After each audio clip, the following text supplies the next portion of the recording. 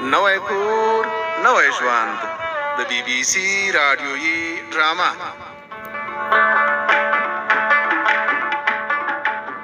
فتح خان په اندېښنه و چې ګل خان د غونډۍ په لمن کې له کیندنو خبر شوی او له ملک ادم خان څخه یې وغوښتل چې نور باید کار بس کړي. ملک ادم خان خبره رد کړه او ویل چې د کار بندولو پر ځای د فتح خان خپل زوی له څارنې او پلټنې منع کړي. اوس به له ګلمکۍ څخه واورو چې ماشوم یې ولې نارامه دی او له غفار څخه څه غواړي.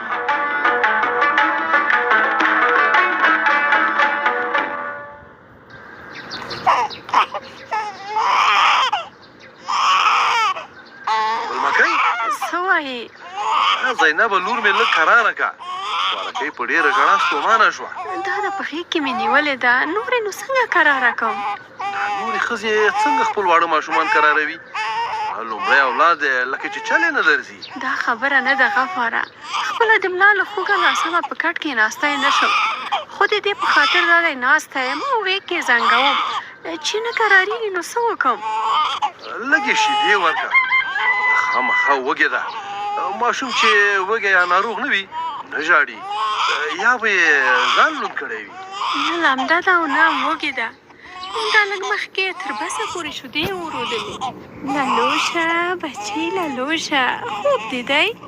الله الله، چې هم لامده نه ده هم یې نس موړ دی، بیا ولې ناکراري کوي؟ دې ته پام پکار دی. څنګه پام؟ نوي زیږېدلي ماشومان زانګو ته اړ دي، له بازاره ورته زانګو واخله چې کرار او ارامه یې پکې واچوم او په زنګېدو کې ښایسته خوب وکړي. زانګو ته به یې حاجت نه وي؟ حاجت یې شته.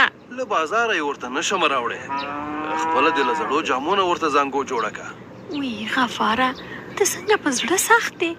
کلونه له بې اولادۍ نه ورنځېدلو، اوس چې خدای پاک په ښایسته لور نازولی یو، ښه دا ده چې په قدر یې وپوهېږو او شکر وباسو. په قدر یې پوهېږم، ته یې ما له غېږه ته راکړه، ګوندې زما سره کراره شي. سمه ده، لږ پام ورسره کوه چې ډېره نازکه ده، کوم ځای ورته خوږ نه کې. رایې کړه. وایخله. سمه ده، ته بېغمه اوسه، پام ورسره کومه. زینب بچوګۍ مې ولې ژاړي، کلاله شه بچۍ، کلاله هغسې شاباس، تا د خپل پلار غېږه غوښتله. دا دی ګلمکۍ، د خوارکۍ سترګې پټې شوې، خوب یې و چې ژړلې. ښه شوه چې غلې شوه، دلته یې د لیندۍ لاندې څمله وه. سمه ده، بسم الله. اوس به درته کراره پرته وي، خوب به پوره کړي. دغسې چې کله یې ته په کرارولو کې را سره مرسته وکړې ډېره به ښه وي. زه خو هر وخت په کور کې نه یم چې درته کراره یې کومه، دوکان ته ځم. بیا خو زما خبره ومنه او زینبې لور ته دې یوه زانګو راوړه، چې زانګو یې نه وي زه به ترې څنګه د کور کارونه کوم؟ مجبوره به یم چې یوازې همدا کراره کړم، نور به ټول کارونه رانه پاتې وي. زه سمه ده چې دومره شلګي کوي، ورته وابېخلم.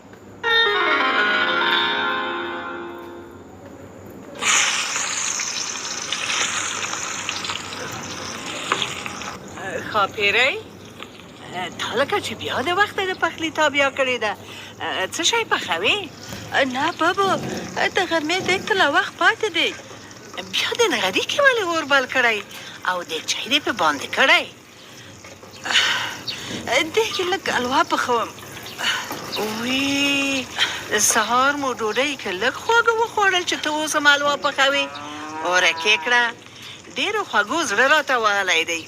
لږ آلوګان پرېمینځه چې زه درته سپین کړم، د آلوګانو قورمه پخه کړه.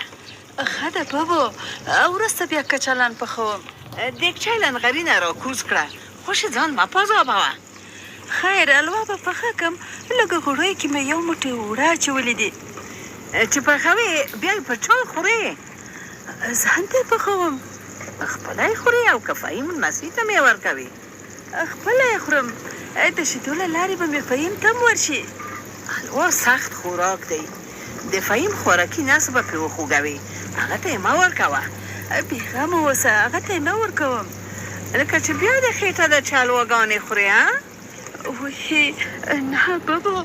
ښه در باندې پوهېږم چې همداسې ده. منکرېږه مه، ته ډېره پخه پتیره یې، هر کار دې له مانه پټ دی.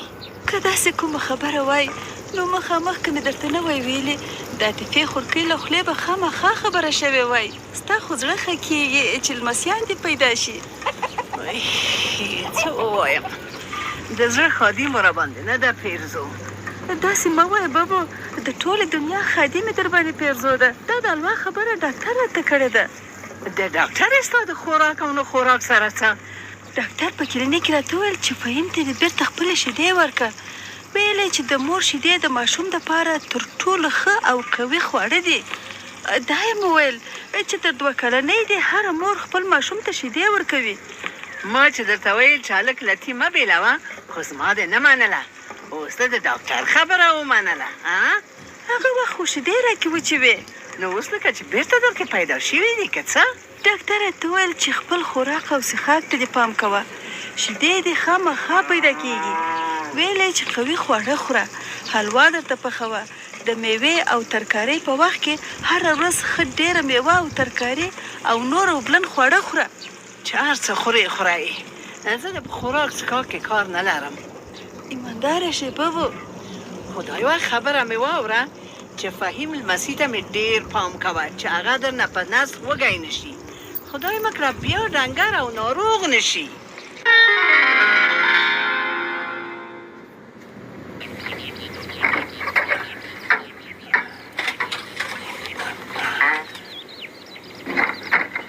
غوټۍ چېرته یې؟ ستایمه شې لالبازه، په خیر راغلې. خیر یوسي، دا وګوره که نه چې څه شی مې راوړی. دا خو د 3 ټایره سایکل راوړی که نه؟ دا د خدای له شازیې سره ښه وکړي چې د پیسو غم یې راته وخور. کور یې ودان، دا خو به یې کله مېر نه کړو. زر شمس باندې زیر یې وکړه. شمسه زویه، ته وګوره چې پلار دې درته څه شی راوړی. هر وخت به دې ویل چې کور کې مې زړه تنګ دی، نور په دې کولی شې بهر چکر ووهې او ملګري دې وګورې. راجېږي که چې پکې کښېني او خپله یې وګوري. نه زه دې کې نه کښېنم. ولې پکې نه کښېنې زویه؟ تا خو نن د ستا لپاره راوړی دی. ته لږ چکر پکې ووهه او خوند یې وګوره. همداسې په ځای ملا سه خو درته ښه نه ده که نه؟ ډارېږم پلاره. ولې ډارېږې زویه؟ دا خو څه بلا نه ده چې ترې ډارېږې، سایکل دی. هسې ده ترې وغورځېږم. له دې سایکل نه څوک نه غورځېږي، شمسه بچو. دې ته ویلچیر وایي، ویلچیر. همدې لپاره 3 ټایرونه ورکړي چې څوک ترې نه ونه غورځي. پلار دې رښتیا وایي شمسه زویه. ژر شه لاس دې راکړه چې ورچک دې کړم. ته خو تکړه هلک یې. لالبازه راشه، زه خو یې ځان ته نشم جګولی.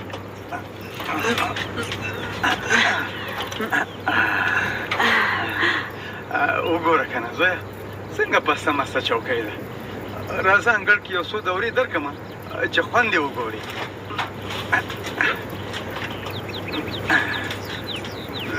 زه هسې ډارېدم پلاره چې ارام شوم پکې. شکر چې ارامه شوې زویه. لالبازه پرېږدی چې خپله یې وچلوي. پلاره زه یې خپله چلوی شم.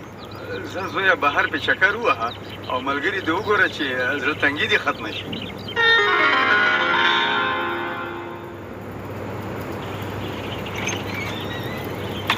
السلام علیکم سمندر استاد، ښه یې؟ په خیر یې؟ وعلیکم سلام. ستړی مې سې اکبره؟ ښه یم. خپله څنګه یې؟ راځه که نه؟ خیر اوسئ. زم شکر دی ښه یم. ښه ده چې د شورا دفتر خلاص دی او ته پکې یې. رښتیا اکبره ښه دی چې رایاد شو. اوس مې نو زر پوه کړه چې کیسه څه ده. خبره داسې ده سمندر استاد چې یو شپه ثمرګل او قمبرګل د اوبخور په وخت د غونډۍ لمن کې رڼاګانې لیدلې وي او شکي شوي وو چې هلته څه خبره ده. دا خو دومره خبره نه ده د خدای بنده. ما ویل چې ته به راته څه وایې. ما لا خبره پوره کړې نه ده سمندر استاد.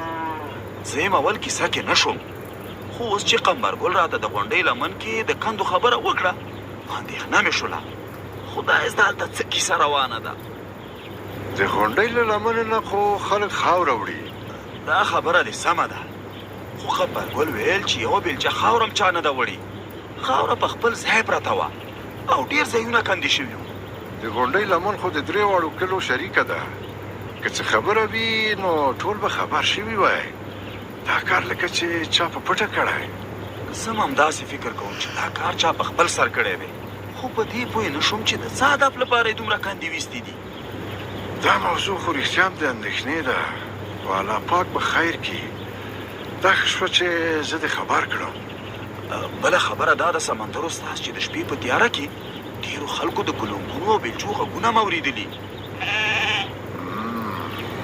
ضرور کومه خبره سته زر به معلومه شي چې هلته څه کیسه روانه ده ښه زه نو درنه ځم د همدې خبرې لپاره راغلی وم نور ته پوهېږې چې څه کوې زه به د شورا له نورو غړو سره ټوله خبره شریکه کړم او په مشوره به یو کار وکړو که زما منې نو له ګل خان سره هم یو ځل وګوره سمندر استاذ دا به ښه د ګل خان سره د څه لپاره وګورم تا ته خو معلومه ده چې ګل خان هوښیار او خیرخواه انسان دی کیدای شي هغه کومه ښه مشوره درکړي